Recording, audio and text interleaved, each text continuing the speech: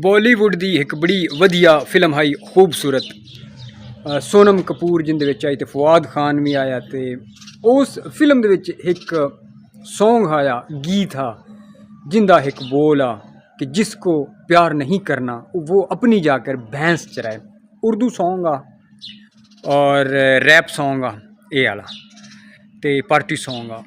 आखण दा मतलब ये है कि शायर इहदे विच जेड़ा कुछ आंदा पिया है कि जिसको प्यार नहीं करना वो अपनी जाकर भैंस चराए, ये गल नॉन पंजाबियां वास्ते आई। और इस दी वजह यह है कि जेड़े पंजाबी ने उन्होंने वास्ते तो वारिस शाह हीर जिहड़ी लिखी आई उहदे विच रांझा जा कि प्यार ही उस थां ते उस जाके करदा आया या उस थां दे उत्ते ओह कट्ठे हुंदे आ जिथे उस मज्झी चारदा आया, मज्झी चारन वाली थां दे उत्ते। ते इस वजह तो ये गल जिहड़ी आई ये पंजाबियां वास्ते नहीं, पंजाबियों दे तो मुस्तशना ने कि जिसको प्यार नहीं करना वो अपनी जाकर भैंस चराए, क्योंकि पंजाबी जिहड़े ने वो मज्झां चारन वाली थां दे उत्ते भी प्यार कर लेंदे ने।